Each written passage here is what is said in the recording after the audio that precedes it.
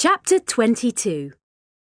Rhiannon's words rang in my head all day at school. Susan kept telling me that I mustn't worry. Rhiannon was just trying to wind me up. No social worker could ever doubt that I had two parents who loved me and cared for me. I knew she was right, but I was scared all the same. When the bell went for home time, I peered round the school gates anxiously in case there were social workers lurking, ready to capture me. But there was Dad, smiling and waving his bandages at me. Look, there's Flossie's dad! Hey, Mr. Barnes! Hello, Mr. Barnes! You're a hero! Dad grinned at all the kids in my class. Thank goodness he didn't seem to notice the three girls who walked straight past him, rudely holding their noses. How have you been today, Floss? You haven't felt funny or had any coughing fits, have you? I've been a bit worried about you, said Dad, cuddling me close. I've been a bit worried about you, Dad. How have you been today? How are your poor hands? They're okay, sweetheart. I've managed fine, though it's a bit of a palaver going to the loo. It's not that easy to cook either. I think you might have to give me a hand making tea. Glad to, Dad. But we're not having chips. I don't want to see a chip fryer for a long, long, long time. Are you going to give up being a chip cook, Dad? Well, I've got to work, pet. And there's not a lot else I can do. I went down to the job centre today. The girl there was quite helpful. She even filled in the forms for me, seeing as I've got my hands bandaged. Lucky that, as I'm total rubbish when it comes to spelling. But she was quite frank about my chances. They're not that great. Still, you never know. Something might bob up out of the blue, we said together, as we turned the corner down Oak Crescent. There was a bright pink car parked outside Billy's house. I'd once seen a caravan exactly that colour. Dad, I said. What, pet? Said Dad. Then he saw it too. He stopped still, staring. Come on, Dad, I said, starting to run. Hey, hang on. Wait for your old dad. I left him behind and rushed to the car. Saul and Jenny were squashed up in the back. Rose was in the front, her beautiful red nails tapping a tune on her white leather steering wheel. She had two red velvety roses dangling from her driving mirror. Hello, I shouted. They all saw me at once. They smiled and started getting out of the car. Hello, little Floss, said Rose, and she gave me a hug. She was wearing tight black trousers and a lovely deep pink top, patterned with red roses. Her toenails were painted dark red too, peeping out of her high-heeled sandals. She even smelled of red roses. I wanted to hang on to her and breathe in her lovely, soft, warm smell. So, where's your dad then, Flossie? Said Rose. Just coming. There he is, I said, gesturing. Dad was ambling along, his arms hanging at his side, head bent bashfully. He looked really odd, as if he was shy. Well, goodness me, this is a surprise, he said. His voice sounded weird too, as if he couldn't catch his breath. He went to shake Rose's hand, and then remembered his bandage. He paused awkwardly, half waving in the air. Come here, said Rose, and she gave him a big hug too. I want to thank you for looking out for my boy. I didn't really do anything, honestly, said Dad, going bright red in the face, but looking pleased all the same. How are your hands, mate? Saul asked. He waggled his sling. Look at us. Talk about the walking wounded. You're a magnet for trouble, Saul. Always have been, always will be, said Rose, shaking her head. But what about you, Mr. Barnes? Are your hands badly burned? Let's go into the house. I want you to show me. I don't trust you strong, silent types. You don't make enough fuss. I'm so glad Saul remembered the right house after all. I got a bit worried when we first knocked half an hour ago and no one was in. Still, I thought you were probably meeting your little girl from school, and I was right. My Floss, said Dad. Well, come in, all of you. We trooped into Billy's house. Whiskey and Soda and Lucky were waiting in the hall, tails in the air, yowling hopefully for tea. Whiskey and Soda backed away and hid behind the sofa, overwhelmed by all the guests, but Lucky was perkily sociable. She gave Saul and Jenny a nod and actually came and rubbed herself against Rose's shapely ankles. "Hello, little cat," said Rose, bending to give her a stroke. "She's my cat. She's called Lucky." "Oh, she likes you, Rose," I said. Lucky was daintily licking Rose's toenails, as if in homage. "And I like her, darling," said Rose. She carefully stepped round Lucky into the living room. "Oh, what a nice big room," she said uncertainly. "Yes, you've got a lovely huge house, Mr. Barnes." "Call me Charlie, please, and it's not my house. It belongs to an old pal of mine. Floss and I are only here temporarily like." "It's not a huge house, Rose," I said, puzzled. "All houses seem enormous to you if you've been brought up in a caravan," said Rose. "I love your cosy, rosy caravan," I said. "So do I, dear, though I know it might seem a bit cramped to some people." She looked at Saul and raised her eyebrows at him. He laughed at his mum. "I want a bit more space now, Mum, and a proper roof over my head.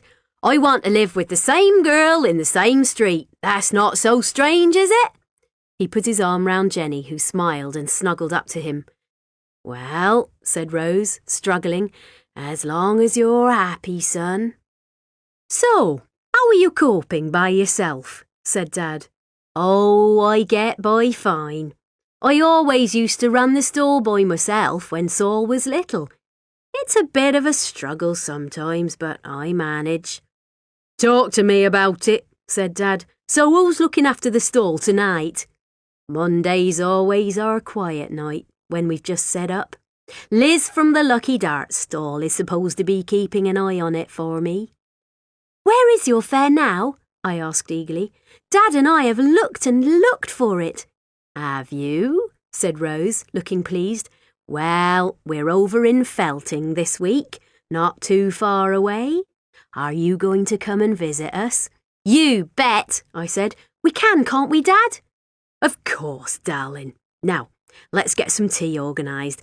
Will you be a lovely, helpful girl, Floss, and put the kettle on for me? Then, as I can't get at my fingers just now, perhaps you'd also like to dial the pizza place." He looked apologetically at Rose. "I'd love to cook you a proper meal, but it's a bit awkward just now, as you can see." "Pizza would be lovely. It's definitely our treat, though." Rose ordered 4 different king-size pizzas and then ice cream for afters. I had a big slice of all 4 pizzas, triple cheese and spinach, chicken and mushroom, pineapple and bacon, and sausage and sweet corn and tomato, and then a bowl of strawberry and vanilla and chocolate ice cream. Then I felt so full I had to undo the buttons on my school skirt. Saul and Jenny stayed for a while. Saul let me try on his great big rings. I had a dragon on one finger, a snake on another, 3 different skulls, an eye ring, and frogs on each thumb. They looked so cool. But then they said they had to get going because they wanted to see some film. "I suppose I ought to be going too," said Rose. "Oh no, do stay," I said. "Your dad probably wants some peace and quiet," said Rose. "I certainly don't," said Dad. "Please stay a bit longer, Rose." "Well, I've certainly still got to examine those poor sore hands," said Rose. "We'll take those bandages off and have a look. They've given you fresh dressings, I hope. Let's see how you're healing." I peered fearfully as she gently unwound the bandages. I was terrified that Dad's fingers would have turned black and cindery like burned toast. It was a huge relief to see they were just a little swollen and shiny red, but very recognisably still my Dad's dear fingers. Rose peered at them carefully, holding his hands in hers. "Are you reading Dad's palms, Rose?" I asked. "I might be," said Rose, smiling. "What do they say? Is Dad's luck going to change?" "I think maybe it already has," said Dad softly. He wasn't looking at me. He was looking at Rose. She stayed very late that evening. Dad let me stay up, but I was starting to feel very tired. I'd had hardly any sleep the night before, and a lot of excitement. I curled up in a chair with Lucky on my lap. My head started nodding.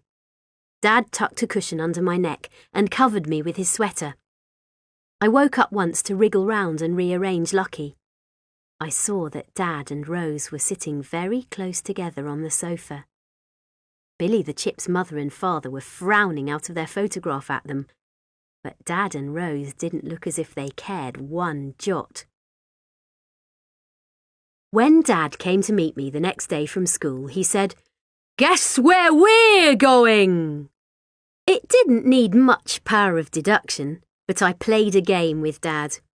"Are we going shopping? Up to London?" "The seaside," I said, trying to seem completely innocent and dumb. Dad kept going, "No, no, no!" Then he said, "Come on, Floss, where would you like to go most of all?" I took a deep breath. "The fair!" I shouted. Dad whooped and punched the air with his bandaged fist and went, "Yay!" He still couldn't drive, of course, but he'd checked out how to get to Felting on the bus. He'd brought fruit juice and apples and nuts, so we had a snack on the journey. "I thought we'd eat really healthily now so that we can overdose on candy floss when we get to the fair," said Dad. "Does Rose know we're coming?" "Oh, yes." "Dad, you like Rose, don't you?" "Yes, of course I like her. You like her too, don't you, Floss? I think she's a very kind, lovely lady." "Yeah, but I mean, do you fancy her, Dad?" "Floss," said Dad. His cheeks were carnation pink. "That means you do," I said. "Now then, little girls shouldn't be talking about fancying people, not to their dads," said Dad. He paused. "But say I did fancy Rose. Would you mind?" "I don't think I'd mind a bit," I said. "So is Rose going to be your girlfriend, Dad?" Dad flushed from carnation to peony. "Well, it's early days, darling. I'm not sure a gorgeous lady like Rose would really want to spend much time with a dull old dad like me. We'll have to see. But whatever happens, Floss, you know you'll always come first with me. You're my little princess, and you always will be." I hitched right across the seat onto Dad's lap, and he gave me a big cuddle. We got off the bus at Felting Junction and found the fair on the village green. We hurried towards it, hearing the hum of the hurdy-gurdy music, smelling the fried onions and warm sugar. It was as if we were walking back into a wonderful dream. But it was all real. There was the big slide and the stargazer ride, the ghost train and the crooked cottage, the teacup whirlies and the tin can alley, the Ferris wheel and the wacky waltzer. There was the Victorian carousel, with Pearl galloping round and round, her pink mane and tail flying in the wind. There was Rose's candy floss stool, with her big pink teddy waving her fat plush paw at us. There was Rose herself, looking lovely in a low-cut pink blouse with a little red enamel rose on a gold chain. She let me go right inside her van. She even let me pour different coloured sugars into her candy floss cauldron and then set it spinning so that little wisps of floss started forming. I carefully wound them round and round my stick until I'd made my very own pink, lilac and blue candy floss. Dad and I wandered all round the fair, and I had 1, 2, 3 rides on Pearl. But every 10 minutes we came back to chat to Rose. After an hour or so, she got her friend Liz from the Lucky Darts to keep an eye on the candy floss stall. Rose took us into her magical cosy caravan for a spot of supper. She had red wine for her and Dad, and cranberry juice for me, and little savoury tarts, and battered prawns, and sausages in honey, and chicken with peanut sauce, and all sorts of crisps and olives, and crunchy vegetables with dips. And then there was pink iced sponge cake with little red sugar roses, and the most amazing giant strawberries dipped in white chocolate. "Oh, Rose, love, you didn't need to go to all this trouble," said Dad, but he looked absolutely thrilled about it. "No trouble at all, Charlie," said Rose. "I like fiddling with little bits. It's not often I have the opportunity, especially now I'm on my own." "It's like party food," I said. "Well, this is our little party, isn't it?" said Rose. "And you and your dad could certainly do with a bit of cosseting." Dad found it a little difficult picking all his food up with his bandaged hands, so sometimes I popped a prawn or a sausage into his mouth, and then Rose fed him iced cake and strawberries. We ate and ate and ate, but there was still a lot left over when we were absolutely full. Rose packed all the snacks up in tin foil and put them in a great big red plastic box. "You can take them for your dinner at school tomorrow, Floss," she said. "I shall share them with my best friend Susan," I said. Chapter 23. Susan and I had a positive feast the next day at lunchtime. Everyone looked at our food enviously, especially the cake and the chocolate strawberries. "Give us a strawberry, Floss," said Rhiannon. I goggled at her astonishing cheek. "No way," I said firmly. "Here, Susan, have a strawberry. Aren't they delicious?" "I didn't really want one. I bet they taste of chip fat," said Rhiannon. "Yeah, smelly chip, like we'd risk eating your dad's gross food," said Margot. "Smelly belly bum chip," said Judy. They all three held their noses. I stood up and glared at them. "You three are so infantile," I said. "And if you'd only let go your snotty noses and take a big sniff, you would see I don't smell of chips, on account of the fact that my dad stopped frying them." "What's he going to do then?" said Rhiannon. "It's none of your business," said Susan. "No one asked you, swatty potty," said Rhiannon. "So, what sort of other work can your dad do, smelly chip? That's all he knows about, though he's not much use at that, is he? He lets your cafe go bust, and he lets the chip van go up in flames. My mum says she's going to have to go to the social services. She says you need someone to look after you." I took a step closer to Rhiannon, so we were practically nose to nose. Well, she's quite a bit bigger than me, so we were kind of nose to chest. "You tell your mum she doesn't need to worry about me anymore. She can send a whole army of social workers to see me if she wants, but it's a complete waste of time. To start with, I've got my mum, and she'll be coming back this autumn. Then, I've got my dad, and he's just great at looking after me. And lastly, I have my Auntie Rose." "You haven't got an Auntie Rose," said Rhiannon. "I have so. She came to see us on Monday, and we went to see her on Tuesday, and we're going to see each other heaps and heaps. She made me my special lunch. She's brilliant at everything, and she can tell fortunes. She's got all kinds of extraordinary occult powers, and she says I'm highly receptive, so she's going to teach me to channel them properly, and then when I'm up to speed, you three had better watch out. Now, would you and Margot and Judy just bog off and let Susan and me enjoy our lunch in peace?" They did just that.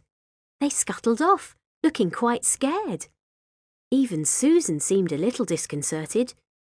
"You said exactly 100 words again. Do you really have occult powers, Floss?" she whispered. "Hey, you're meant to be the brainy one, okay? Of course not." "Honestly, Floss, you make things up so they sound so real. So, haven't you even got an Auntie Rose?" "Well, I have, sort of. She's not a real aunt, but she's a new friend of my dad's, and she's ever so nice, and she does tell fortunes, and I'm sure she really will teach me if I ask her nicely. And she made the food for us, so she is a really brilliant cook, isn't she? Susan, would you mind if I saved that biggest strawberry, the one with the most chocolate?" "Not at all. It's your lunch after all." It's not for me.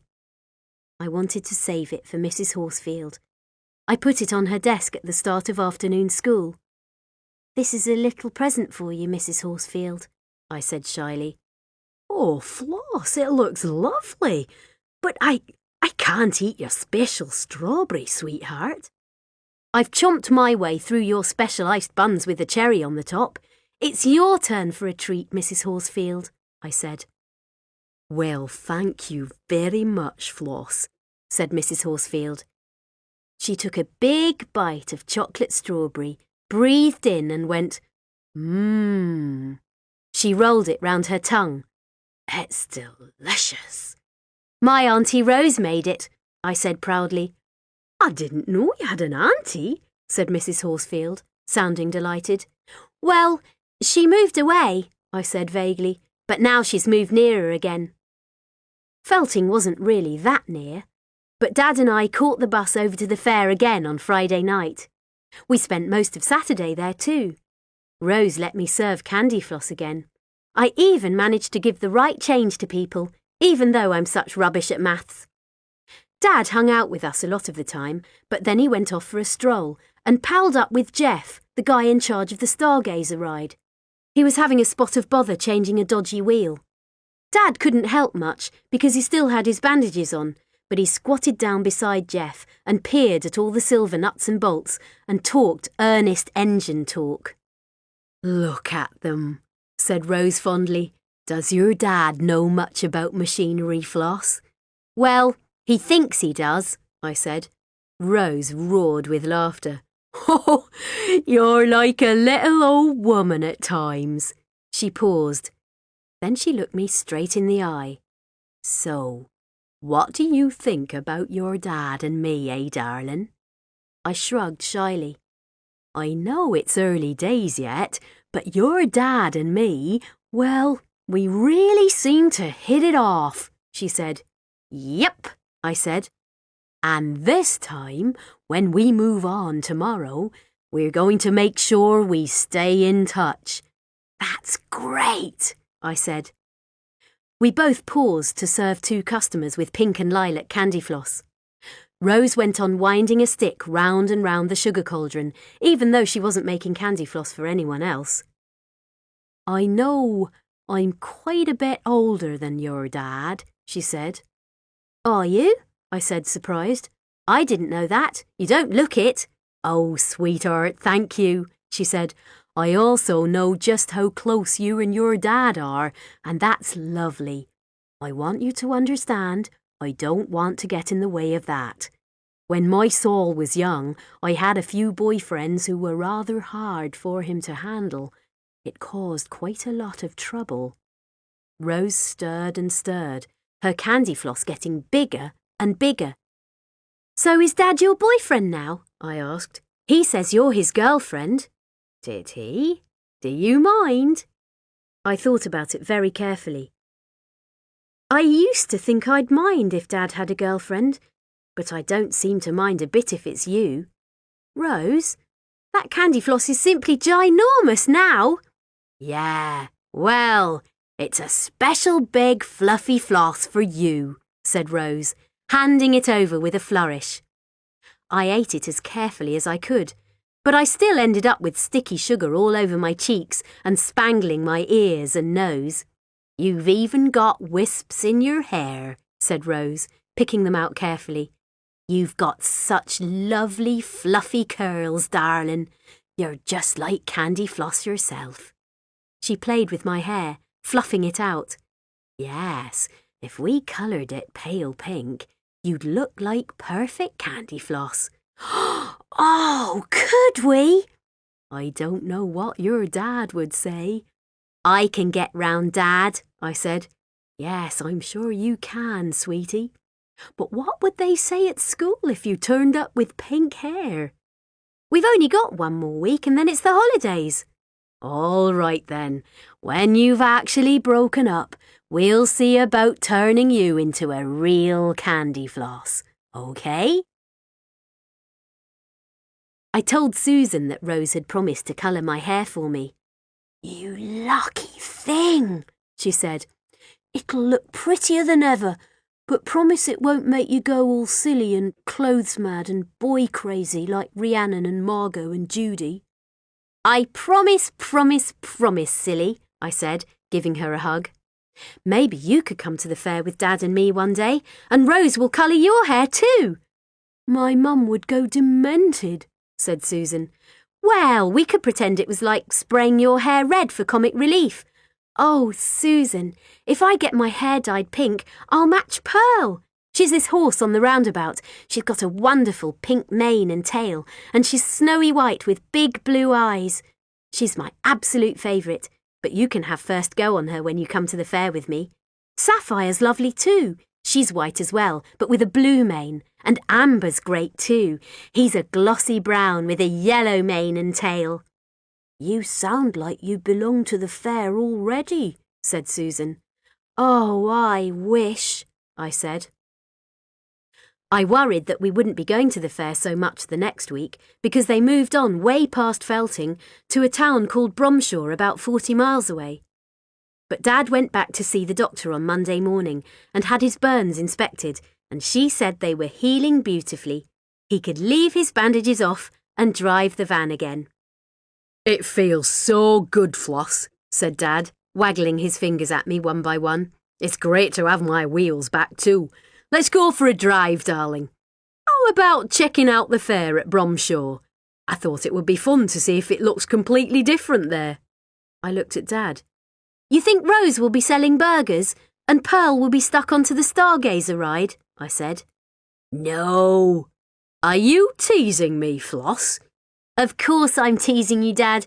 We don't need any excuse. Yes, let's go to the fair. You can always do your homework in the van. I haven't got any homework, Dad. We break up on Friday. Oh, lummy, yes, Dad sighed. What are we going to do with you during the holidays, sweetheart? I'll have to find some kind of job to keep us going, and I very much doubt I'll be able to take you with me. Dad paused. Maybe it's time for you to go and join your mum, darling. We've had a lovely time together, but I've been having sleepless nights worrying about you. Don't worry, Dad. I'm fine. We'll work something out for the summer. I held my hands out in front of my face, palms up. Aha! Rose isn't the only one who can tell fortunes. I can see a big curvy line on each palm. They're like smiley faces. That means I'm going to be very, very happy. I hope so, darling. Listen, I was wondering. Susan's dad seems a very nice chap, and he did say he owed us. Do you think you could play round at Susan's some of the time? Once I get a job, I can offer to pay. That would be great, Dad, though it might do my head in if they kept trying to teach me all the time. But they're going to their house in France. Oh, I don't know. There's them with 2 houses, and here we are without any. Well, maybe it's good to travel light, like Rose and all the fairground people, I said. We had another lovely evening at the fair. Eddie, the roundabout man, had become such an old pal by now, he utterly refused to take my pound for the ride. In fact, you can do me a favour, Floss. I need to test out all me gallopers to make sure they're all safe and solidly fixed. Perhaps you'd be an angel and ride them each in turn. I think he was just being sweet to me, but I wasn't going to argue. While I was test riding every horse on the roundabout, Dad had another chat with the Stargazer guy, and then he bought burgers and chips from one of the vans and had a long discussion about fat and fryers and types of sauce and vinegar. But most of the time we hung out around Rose's stall. Dad had several goes on Liz's lucky dart stall to be polite, and amazingly scored 180.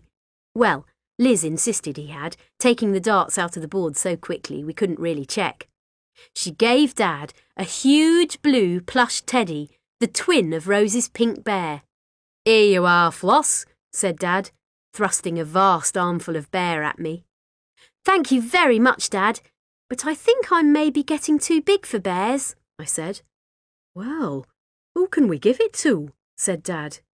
Tiger might like him, but he won't be back for months. Anyway, I've already given him Kanga. What about Susan? Is she too big for bears too? She's not really into cuddly toys, Dad. Well then, Dad turned to Rose with a big smile. You wouldn't like to hang him alongside your pink bear, would you? I think that's a lovely idea, said Rose. We'll hook him up right this minute. Come here, Blue Ted. Come and make friends with Pinky. He looks a bit of a bear compared with her, said Dad. We'd better kit him out with some clothes. Hey, I know an outfit that would be absolutely perfect, I said, chuckling. A blue denim outfit. I can sew the skirt into shorts easy peasy, and the denim cap will look really cute tucked over one ear. Dad took me on the dodgems too. I didn't really like it much, especially when we got bumped, but I squealed and laughed and pretended because Mike, the owner, let us go on for free as we were friends of Rose. Mike's daughter, Ella, collected the money on the dodgems. She was only a year or so older than me, but she was much taller, a really tough tomboy girl who leaped lightly from car to car, her money belt tight round her slim hips. She sorted everyone out and swore cheerfully at any boys daft enough to try to cheek her or chat her up. We went for an ice cream together while Dad and Mike were having a chat, but I hardly dared say a word to her. You don't say much, do you? She said, licking her ice cream with her pink pointy tongue. I just shrugged my shoulders and licked too. You've got a tongue, I can see it, said Ella, so speak. Have you been with the fair all your life? I mumbled. Yeah, my family have always been showmen. Well, my dad used to ride the Wheel of Death, but then he saved up enough to buy his dodgems. She grinned. They're mine too. That's really cool, I said. I didn't know children could work at the fair. I'm not like a little kid, said Ella. My brothers work later on after dark. We all help out. It's what you do at a fair. Well, I always helped my dad, I said. He used to have a cafe. I acted like a waitress at weekends. I even got tips. So, how come you're so friendly with Rose? Are your dad and Rose an item? I shrugged again. Sort of. We all love Rose. She's generally useless at picking men, though. They always let her down. My dad never lets anyone down, I said fiercely. Yeah, he seems like a nice bloke, said Ella, even though he's a flatty. A fatty? I said. He's not. Well, he's a bit plump, but he's not really fat. No, I said flatty. You're one too. Punters. Customers. She pretended to smoke her chocolate flake. I copied her.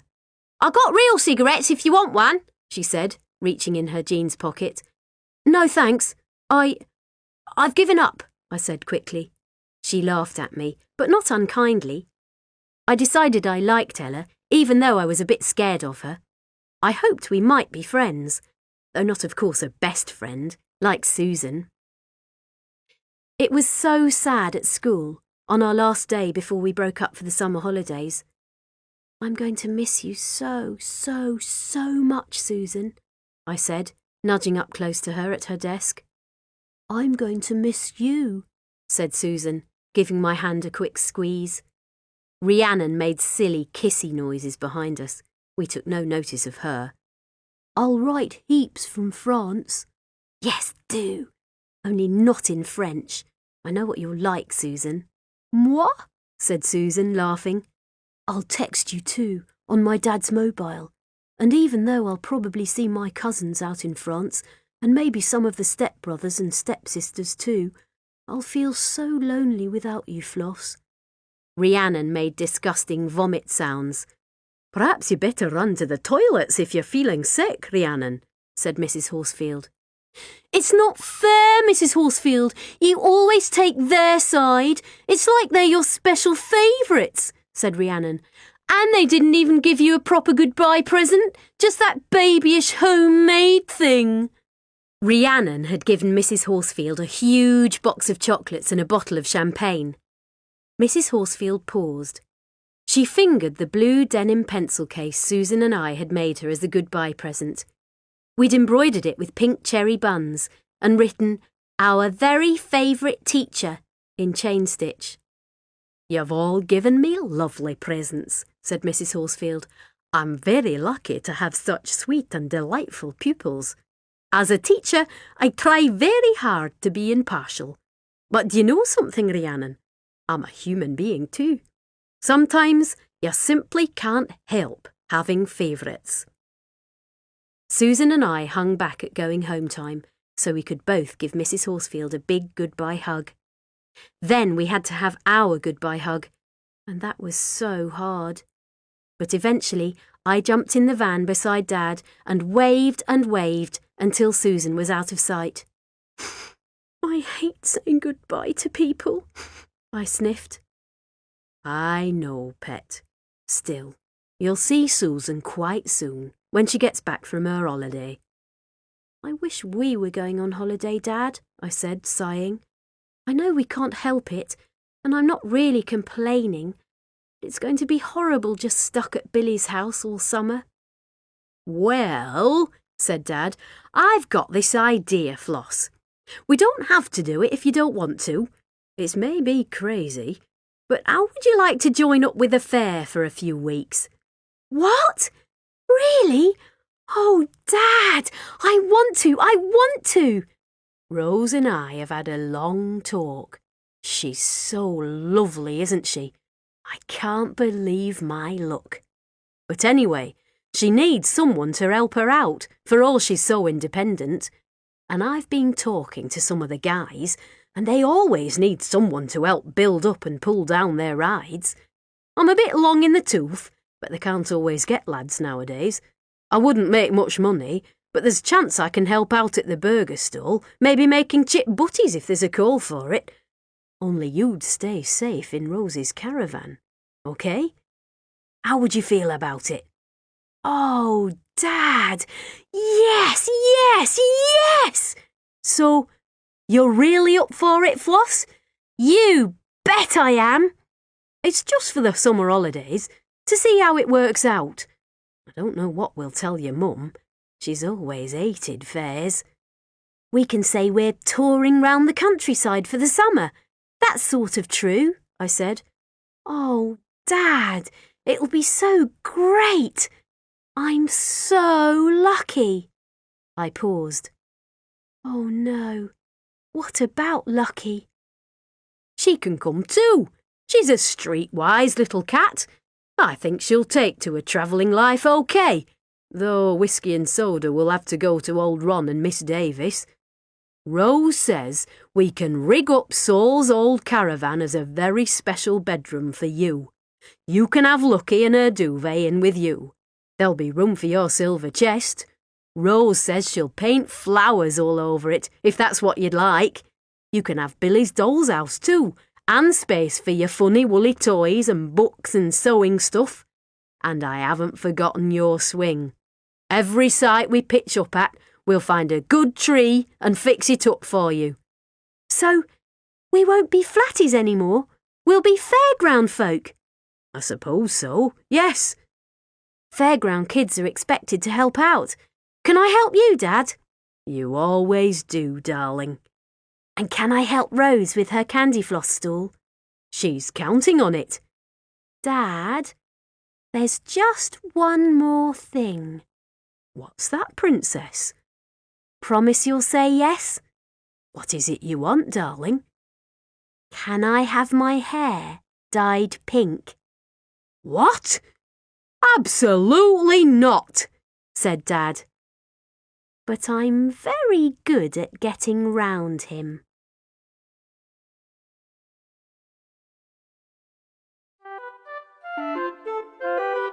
Belinda hopes you enjoyed this unabridged recording of Candy Floss, written by Jacqueline Wilson and read by Sophie Aldred. Our audiobooks are hugely popular all around the world.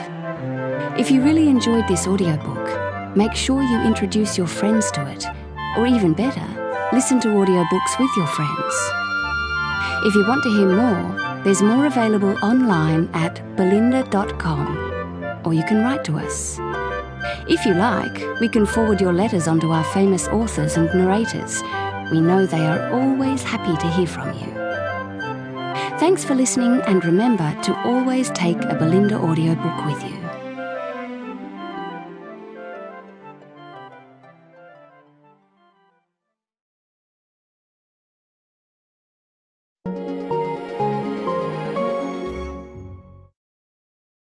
Audible hopes you've enjoyed this program. We couldn't go to the secret garden. Chapter 11. We couldn't go to the secret garden on Saturday. We had a visitor. It was Dad's friend, Helen. We'd never met her before, not even Izzy, but we'd all heard about her. She was one of Dad's first patients ages ago. She was in her teens then, but she couldn't run or dance or do any of the normal teenage things because she had rheumatoid arthritis. Not the ordinary sort of arthritis that old ladies get when they hobble a bit and say their knees are giving them jip. This was a full-blown arthritis that attacked her whole body, distorting her and practically snapping her head off her shoulders. She was in and out of hospitals, but when she was home, Dad often visited her. She was such a fantastic kid, he'd tell us, eyes shining. She'd moan sometimes, she was only human, and she could be bloody-minded in certain moods, but she had the most amazing courage and resilience. It was a privilege to know her. We'd listen to Dad's Helen stories, half fascinated, half bored. She was held up to us as an example, because no matter how ill she was, she always studied hard and read difficult books and came top in all her exams. This made us thoroughly dislike her. She went to Cambridge University, wheeling herself to lectures and joining all sorts of societies. And she got a first and stayed on to study further. And now she's Dr. Helen Spencer. She's had academic books published and always sends a copy to Dad. To dear Dr. Carr, with many thanks for all your care and encouragement, love, Helen. And now she'd sent an email to say that she'd been having treatment for her lungs at the Brompton Hospital in London, but was feeling much better now, and it would be lovely if she could meet Dad for a coffee before she went back to Cambridge. Just a coffee, but Dad invited her to stay with us the whole weekend. For once, Izzy was completely thrown. For goodness sake, Alistair, you could have asked me first. I don't know how on earth we're going to manage an invalid in the house, she said. Oh, lighten up, Izzy. Helen's not an invalid. She'd hate it if you tried fussing round her. Just treat her like any normal guest, said Dad. She uses a wheelchair, doesn't she? She won't be able to get upstairs. But she'll have to sleep somewhere. And what about when she uses the bathroom? It's all very well for you to invite her, Alistair, but I'm the one who has to rearrange everything and try to cope. You're impossible at times. Izzy stormed off to see if she could possibly get a single bed into the little library room downstairs. I didn't know what to think. I was usually pleased the rare times Dad and Izzy quarrelled. I hated it when they were all lovey-dovey together because it seemed such an insult to Mum. But this time, I couldn't help feeling on Izzy's side. We didn't want this saintly academic ill person to come here either, especially as we couldn't go off and play. We all had to have a bath and wash our hair, Clover and me supervising the littlies, and be dressed in our best, waiting for Helen to arrive at 11 o'clock. I wanted to wear my new red skirt and black sparkly t-shirt, but Izzy perversely said they weren't suitable and insisted on the blue dress. Dad rushed off to fetch Helen from the station.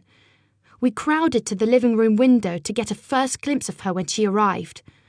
She uses a wheelchair, Dad said Johnny.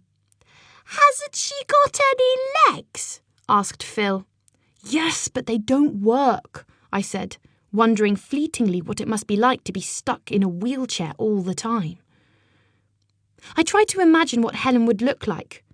I pictured her as a little fierce figure with scraped back hair and glasses, maybe even wearing a black academic gown. The real Helen was a revelation. She looked wonderful, a little like a tiny Cleopatra, the Egyptian queen. She had long, shiny black hair in a pageboy bob and big brown eyes made even larger by dark eye makeup. She wore a green silk dress and silver sandals showing her toenails, which were painted bright blue. She had a silver seahorse pendant round her neck and bangles on each small arm. If you looked closely, you saw her fingers couldn't work properly anymore, and she was of course in a wheelchair. But she looked so dynamic it was hard to realise she'd been very ill. "Oh, I've been waiting ages to meet all of you," she exclaimed. She held out her arms to Izzy. "Hello, you're just as beautiful as Alistair said." Clover and I bristled a little, because Izzy wasn't beautiful at all, nowhere near as naturally lovely as our own mother, but I suppose it was a tactful thing for Helen to say. Then she looked at me.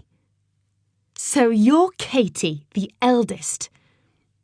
I waited for her to say something about my height. Everyone did when they met me for the first time. "You're the one who makes up stories and gets into scrapes. You're a girl after my own heart.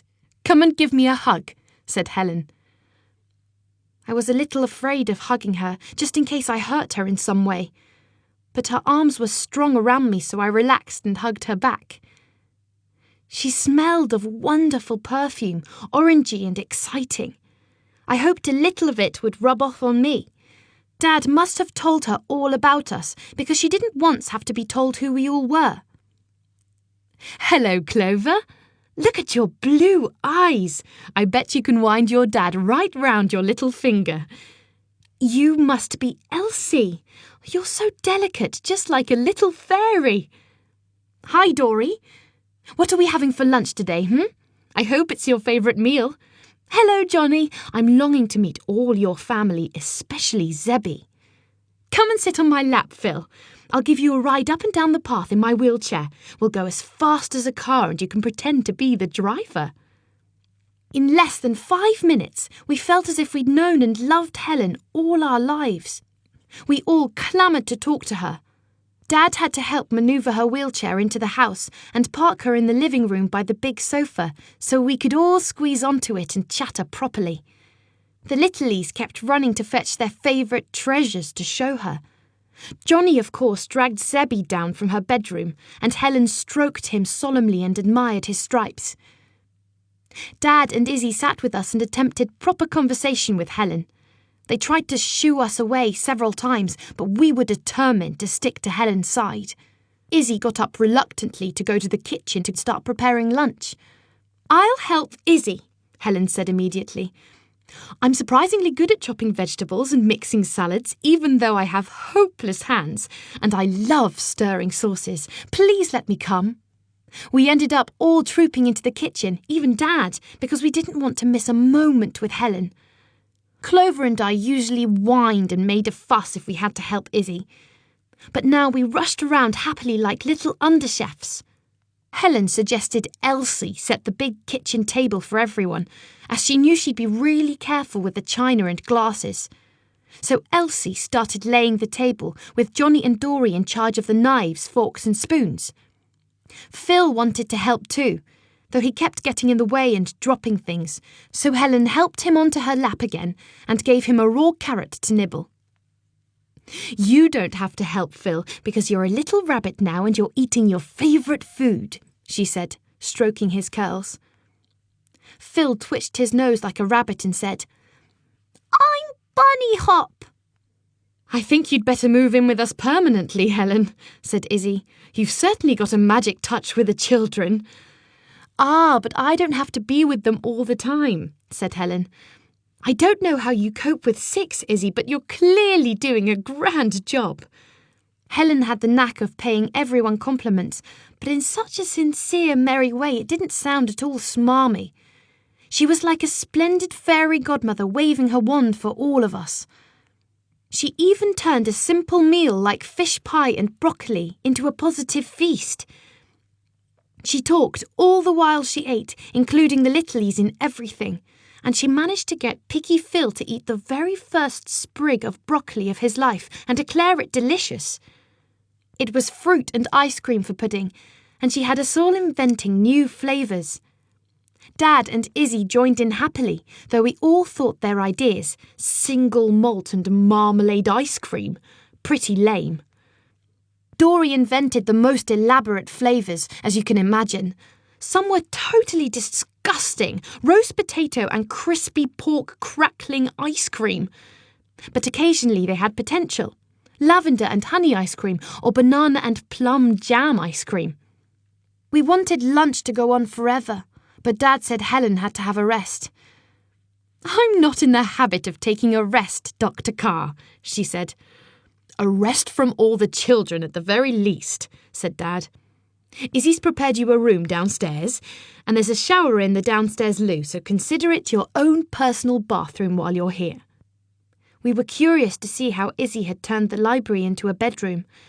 I had a peep into the room while Helen was in the loo.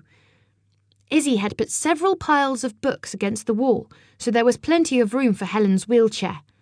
She declared that Phil could sleep with Dory in Dory's bed for just one night, and taken Phil's bed downstairs, making it up with the pretty rose-patterned sheets she used for Elsie. She'd put a little table near the bed, with a pretty white lamp in the shape of a lady and a glass vase filled with roses from the garden.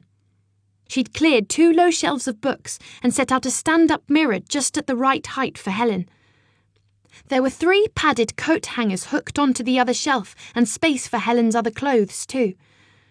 I had to admit that Izzy had done a marvellous job of turning the library into a lovely guest room for Helen. She was good with Helen too, quietly asking if she needed any help lying down on the bed. "You're totally spoiling me, Izzy. You are a dear," said Helen, cheerfully accepting her help and making it easy for everyone. "I badly wanted to stay and help as well, but I got shooed away with all the others." "You can go and play now if you like," said Dad. "We didn't like. We wanted to be there the minute Helen emerged from her room. Cece came round, curious to see our visitor too. When Helen came out at 3 o'clock, hair freshly brushed and smelling of her wonderful orangey scent, we proudly introduced her to Cece. "You girls are so lucky to live next door to each other," said Helen. "When I lived with my parents, there were just elderly couples on either side, and though they tried to be kind to me, they were very off-putting." She did a wicked imitation of them, shaking their heads over Helen and clucking their tongues.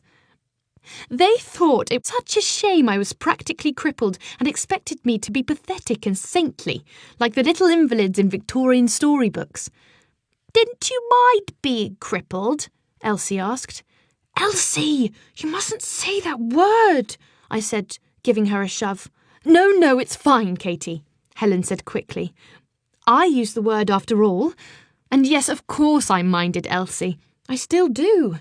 But I try hard not to think of all the things I can't do and concentrate on all the things I can."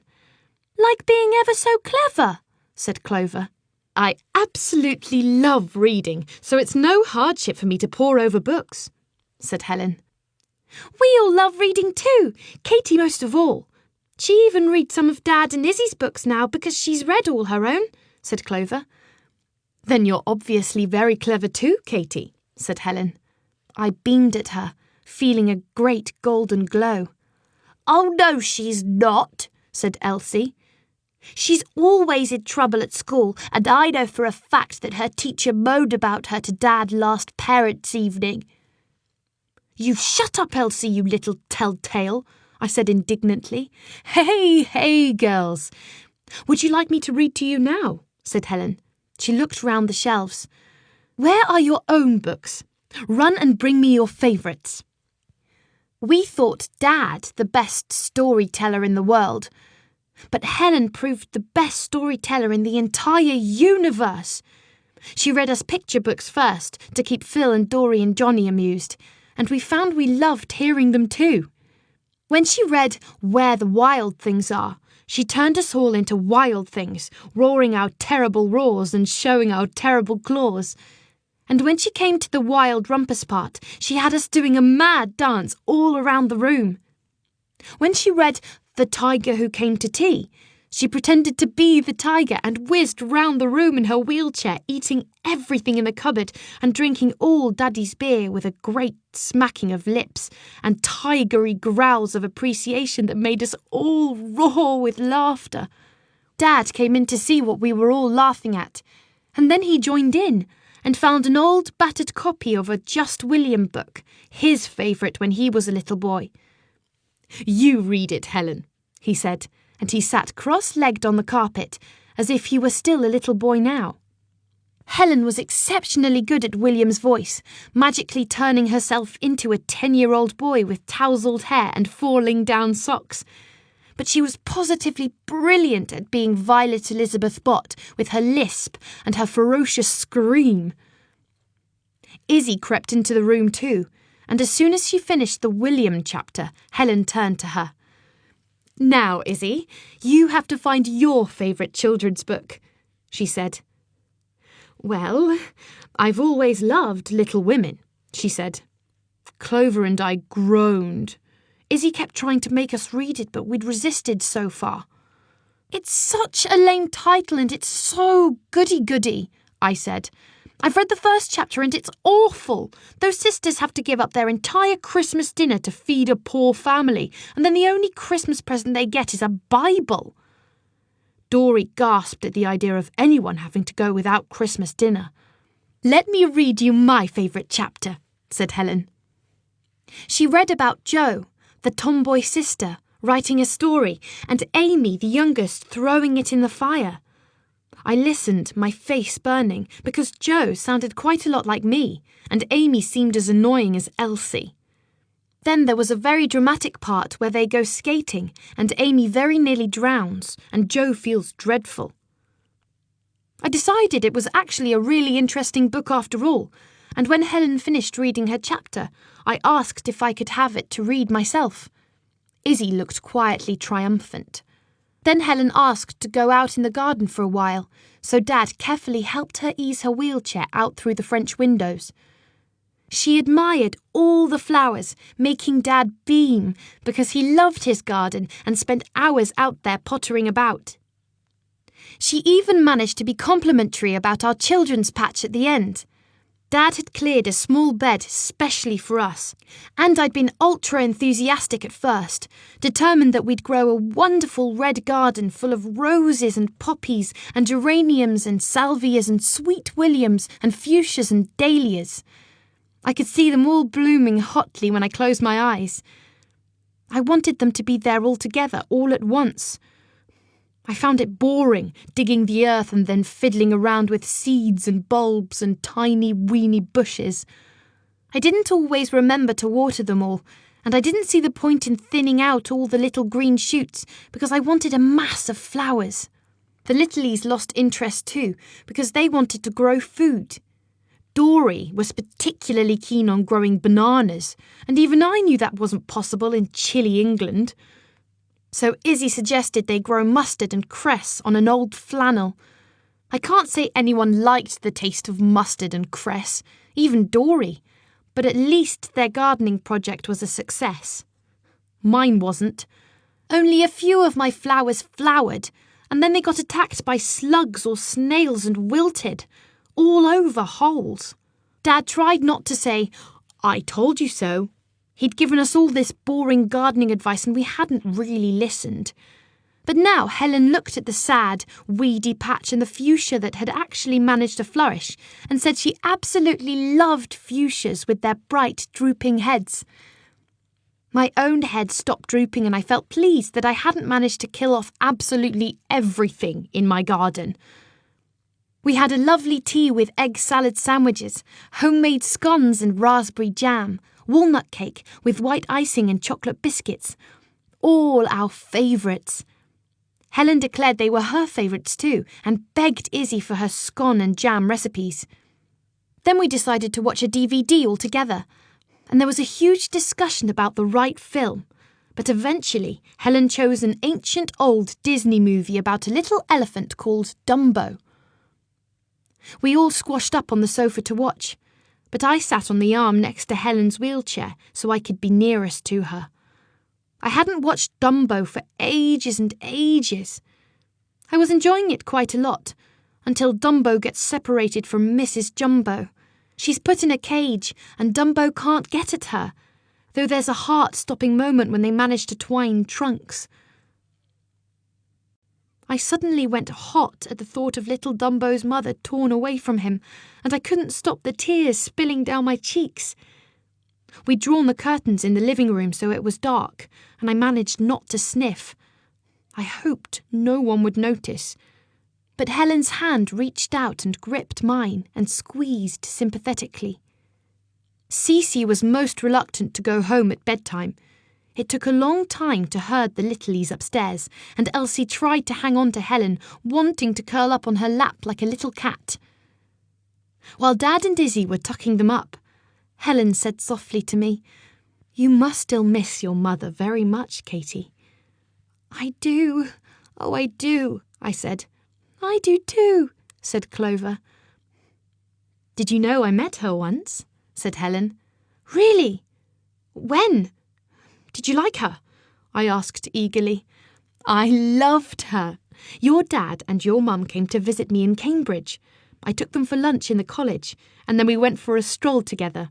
Well, they strolled, I wheeled.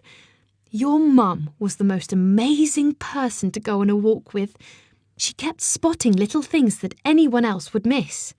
A weird gargoyle on an old building, 2 cats sitting on a windowsill like bookends, a very elderly couple punting on the river, maybe reliving their youth. She'd make up little stories about everything." "Yes, she did. I remember her doing that too," I said. "Yes," said Clover. "She looked so young too, not really old enough to be married. Your dad clearly adored her.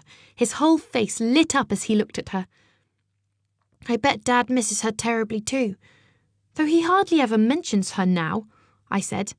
"It's because he has to be tactful with Izzy," said Clover. "It must be hard for Izzy being a second wife," said Helen. "She's lovely too, but in a different way. She's okay because you're here, but she doesn't half nag and moan at us sometimes," I said. Then I felt mean and oddly disloyal. "But I suppose she does her best, and we can be a bit difficult, especially me." Helen laughed. "I can't believe that," she said. "Clover and I were allowed to stay up half an hour past our bedtime so we could talk to Helen, but eventually we had to go up to bed too." "I think Helen is my favourite grown-up person in the whole world," said Clover. "I wonder if she'd let me have a dab of her perfume tomorrow. She smells so lovely. I love her necklace, the little silver seahorse. I love her. Oh, I'm so glad she's staying till tomorrow evening." I woke up quite early on Sunday morning. I wondered if Helen might be awake too. Perhaps I could take her a cup of tea. I crept out of the bedroom, careful not to wake Clover, and made my way stealthily downstairs. But Izzy was already in the kitchen stirring muesli and chopping fruit. "Oh, I wanted to make breakfast for Helen," I said.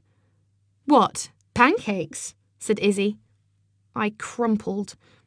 "Sorry, Katie, that was mean," said Izzy.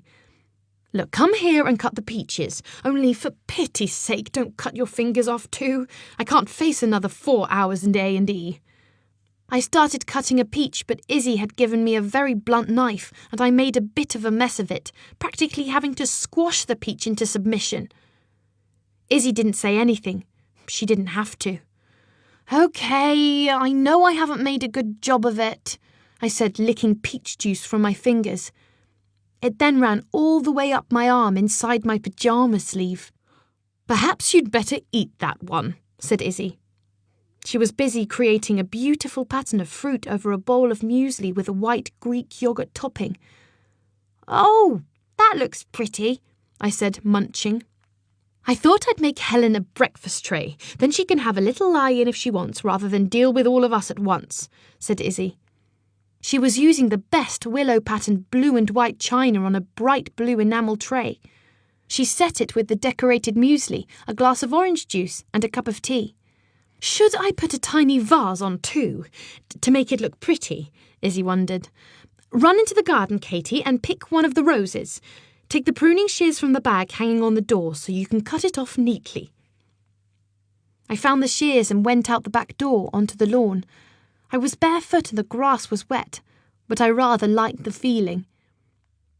Tyler was out there, running around happily after being let out for his morning wee. He wanted to play, so I threw an old ball for him until I heard Izzy calling impatiently. I went to the rosebush, but then saw the fuchsias, Helen's favourites. I carefully cut off a small branch so that she could have a whole mass of bright, drooping flowers. I thought how pretty and original they would look on the bright blue breakfast tray and ran indoors happily.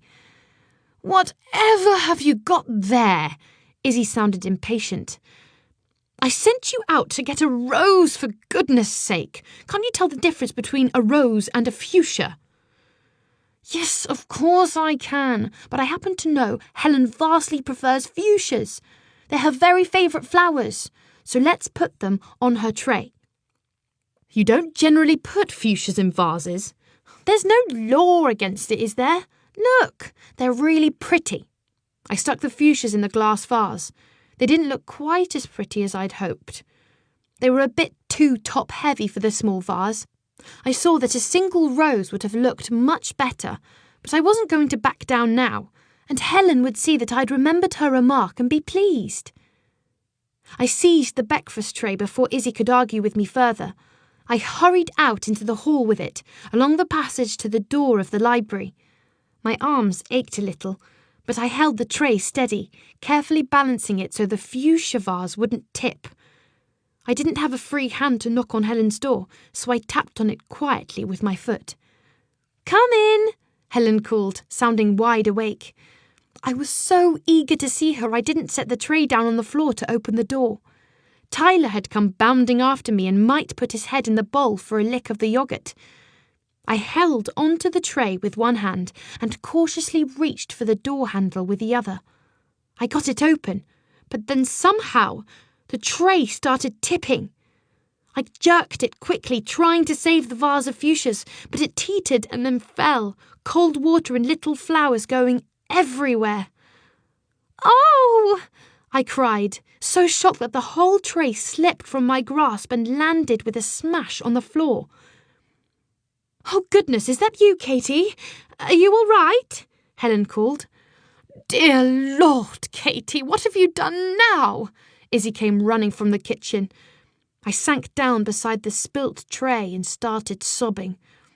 "I told you to be careful," said Izzy. "Well, run and get a cloth, for goodness sake." I tried to mop up the mess, but the water had sloshed everywhere. "Look, I'd better do it," said Izzy. "You go and apologise to Helen." I crept mournfully into Helen's room. She was propped up on her pillow, smiling at me so sympathetically. "Oh, Katie, were you bringing me my breakfast?" "The vase tipped. It was the fuchsias. I picked them because you said they were your favourites. Now I've made such a mess. I'm so hopeless," I wailed. "Never mind. You were just trying to be kind to me, and anyone can drop a tray. I'm forever dropping things," said Helen. "Yes, but that's because your poor hands don't work properly," I said.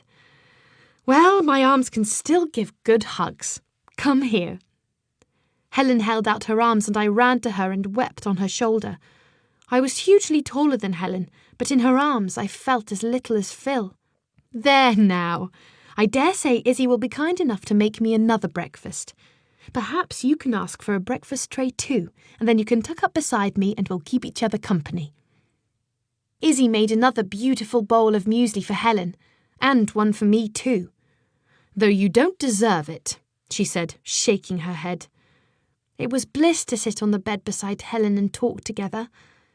I told her a bit about school and she agreed that Eva Jenkins sounded a royal pain and that Ryan was good fun. "Will you go to this park with the skateboard ramps?" "Oh, you bet I will, though I'll have to get round Dad and Izzy first because they confiscated my skateboard. I so miss it. I just love that feeling when you're flying along." I suddenly stopped, realising I wasn't being tactful. "Don't look so worried, Katie. I sometimes wish I could do all sorts of things, but skateboarding isn't high on my list," said Helen, laughing. "Now you scoot for a bit while I get myself washed and dressed." "Can I help in any way?" I asked eagerly. I'll manage. I think you'd better sort out the children. There's a lot of thumping on the stairs, said Helen.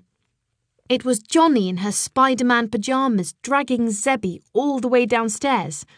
Dory was bumping himself down on his bottom behind her, step by step. Phil was whizzing up and down on his kiddie scooter on the landing, stark naked, with his pyjama trousers on his head. Johnny, are you mad? You're bashing all the paintwork. Take Zebby back, I said. No, he wants to come and have breakfast with Helen, Johnny insisted. Well, he's not allowed. Zebby doesn't like you anymore, said Johnny, and she poked me with one of his legs. There, he's kicked you now. Ouch, stop it! And Dory, get up, you'll bruise your bum, you little silly. I'm working out how to get downstairs if your legs don't work like Helen's, said Dory. And I'm being Helen, Phil called. This is my scooty wheelchair and this is my lovely long hair. Look! He stroked his pyjamas coyly. You're all total little nutcases, I said, but I couldn't help laughing at them. I was in such a good mood now that I encouraged them all back upstairs and supervised them getting washed and dressed. Clover was awake now, and I told her about the unfortunate mishap with the tray. But Helen was extra specially lovely about it, and she says I can come back when she's got washed and dressed to help her in any way.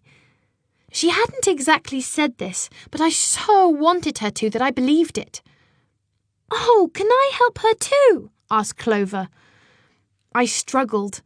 I always loved sharing everything with my special sister, but I wasn't sure that included Helen, who in one day had become the most important person in my world. Clover was gazing at me wistfully with her beautiful blue eyes. Of course you can, I said, but just us, not Elsie or the Littleys. There's not room for everyone to cram into her room, and I'm sure Helen wants a bit of peace. But when we went downstairs, steering the Littleys towards breakfast in the kitchen, we found that Elsie was already in Helen's room, actually brushing her bright brown hair with a silver-backed hairbrush. Elsie, what on earth are you doing here? You mustn't disturb Helen. Go and get washed and dressed at once, I said. Elsie pouted. Helen said I could come in. She wanted me to, and she likes me doing her hair, don't you, Helen? Yes, I do, darling, said Helen cheerily. You're making a very good job of it too. You're better than a proper hairdresser. I'm so lucky to have 3 lovely girls at my bidding. Clover, could you possibly find my perfume spray and give me a little squirt on my wrists? And Katie, I know you have nimble fingers. Could you put my little silver seahorse chain round my neck and fix the clasp for me? That would be wonderful. Elsie nodded at me triumphantly, brushing carefully. I'd have normally been infuriated, but Helen was too clever at distracting us all. Clover sprayed perfume and was allowed a little squirt herself. She kept sniffing her own wrist ecstatically. The seahorse necklace was very delicate and the clasp a difficult one, but I managed to do it up first time. I think I need to take all 3 of you home with me, said Helen. You're not going home already, are you? Elsie wailed. I want you to stay and stay and stay forever. Well, I'm staying until late afternoon, said Helen. And now we're all such good friends, perhaps your father might drive you all to Cambridge to see me sometime. Oh, that would be wonderful, I said. You ask him for us, Helen. You seem to have the knack of making everyone do whatever you want. Helen did ask him that morning, and he smiled at her happily and said he'd love to bring us all, so long as it wouldn't tire Helen too much. And perhaps you can do one little favour for me while you're here, he said. I'd love you to meet a small patient of mine, a little boy called Archie, who's been very ill with rheumatoid arthritis. His parents have been pretty despairing. I'd give anything for the family to meet you for 5 minutes, just so they can see you can still lead a full, worthwhile life living with the after effects. Helen agreed happily. We all wanted to come too, not willing to lose even a few minutes of time with Helen, but Dad wouldn't let us. It's not fair. I know they'll be much longer than 5 minutes. Dad always takes ages with his special patients, I grumbled. That's what makes him such a good doctor, said Izzy. Now I have an idea. Why don't you all use this time to make a special card for Helen telling her how much you've enjoyed her visit? Just occasionally Izzy has good ideas. I got my drawing pad and generously tore out a page for everyone. I even folded it carefully in two for the littlies. Then we all sat at the kitchen table drawing and colouring with Clover's nearly new set of felt tips that she got for her 10th birthday. Phil finished his card first. It was a portrait of Helen, though it was hard to distinguish her from all the other people he drew. He just did a round, blobby body containing eyes and a nose and a smiley mouth with stick arms and legs, but he added a big scribble of brown felt tip on top to indicate Helen's hair. He can't write properly yet, so inside his card I printed, "To Helen, love from," and then he scrawled an approximation of Phil with a huge capital P and lots of dots over the I for good measure. Then he commandeered the felt tip box and rearranged all the colours and got ratty when we needed to use one. Dory's card was inventive and food-orientated. It said down one side, "Dear Helen, I love you more than," and then down the other side he drew all his favourite foods, turkey and roast potatoes and ice cream cones and boxes of chocolates and cupcakes and cookies. Johnny drew a picture of Helen sitting on Zebby, with a speech bubble coming out of Zebby's mouth. "I only let 2 people sit on me, Johnny and Helen." Elsie drew a picture of herself and Helen going for a walk together hand in hand, and underneath she wrote in her cramped little writing, "We are best friends, aren't we?" She's not very good at drawing. Dory and Johnny are heaps better than her, though they're much younger. Clover drew an absolutely magnificent card and coloured it in beautifully. She's the only one of us who managed a real likeness of Helen. She even did a perfectly proportioned wheelchair with wheels that looked really on the ground, somehow remembering exactly what it looked like. She didn't try to include herself in the picture, but she did an artful frame all round the card edge of little 4-leaf clovers. She wrote inside, "To dear Helen, with lots of love and luck, from Clover." I felt my own card looked very childish by comparison. I'd tried to draw Helen as a fairy godmother, thinking along the lines of Glinda in The Wizard of Oz, but my version of Helen looked more like the Wicked Witch. I kept making her nose too long and pointy and then rubbing it out so that the paper went all smudged. I wrote inside, "You are a truly magical person, Helen, and I've so enjoyed your visit. Love from Katie. Kiss, kiss, kiss." But this seemed a bit of a silly message too. I wondered about starting all over again, but I heard Dad's car drawing up outside and there wasn't time.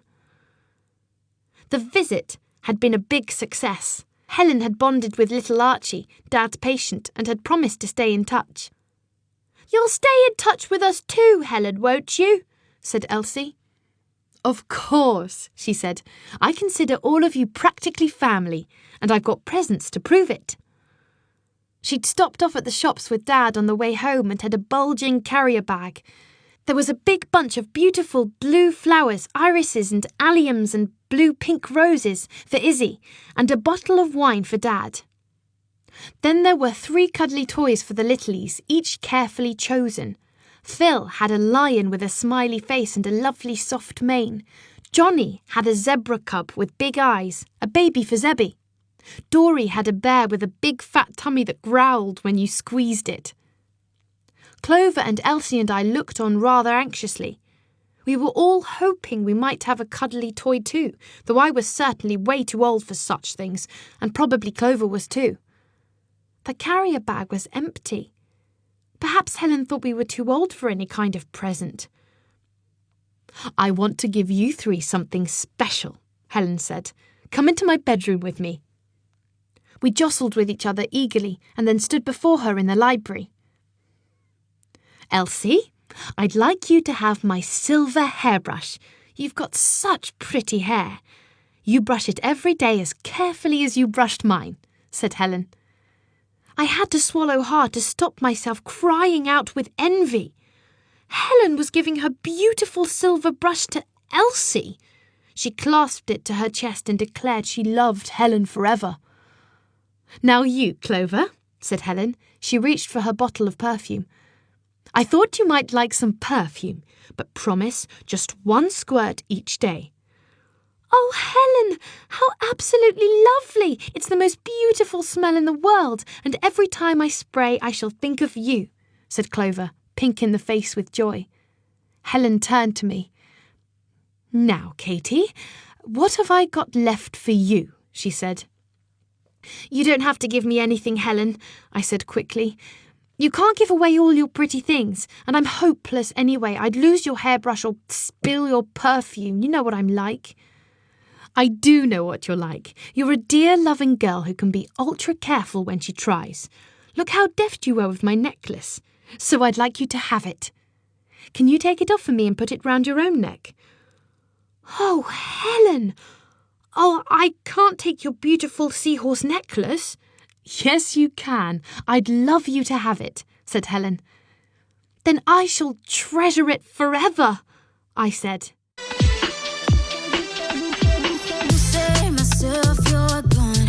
If I do say so myself, you're gone. You don't wanna talk about the way we are. I cannot pretend like this is perfect. No, this is perfect. Tell me something's wrong. I feel like I just can't be myself. Can you be strong? I don't wanna be with someone else. Is something wrong? If we're gonna be, I need your help. If you're down, I'm down for life. Just don't say love if that's not what you're chasing. Empty lies, empty words, entertainment. Don't say love just because you can say it. I just need something that's real. Don't say love if that's not what you're chasing. Truth might hurt, but I know I can take it. Don't say love if that's not what you're chasing. I just need something that, I just need something that, I just need something that's real. Just take it personal. If I do say so, it's personal. I ain't gonna protect your feelings anymore. I cannot pretend like this is perfect. This is perfect. Tell me something's wrong. I feel like I just can't be myself. Can you be strong? I don't wanna be with someone else. Is something wrong? If we're gonna be, I need your help. If you're down, I'm down for life. Just don't say love if that's not what you're chasing. Empty lies, empty words, entertainment. Don't say love just because you can say it. I just need something that's real. Give me something I can hold on to, boy. Give me something I can hold forever for life. If it's not, you gotta watch me leave, boy. I just need something that, I just need something that, I just need something that's real.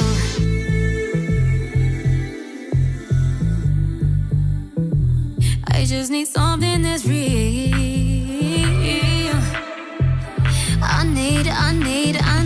I just need something that's real. Don't say love if that's not what you're chasing. Empty lies, empty words, entertainment. Don't say love just because you can say it. I just need something that's real. Don't say love if that's not what you're chasing. Truth might hurt, but I know I can take it. Don't say love if that's not what you're chasing. I just need something that, I just need something that, I just need something that's real.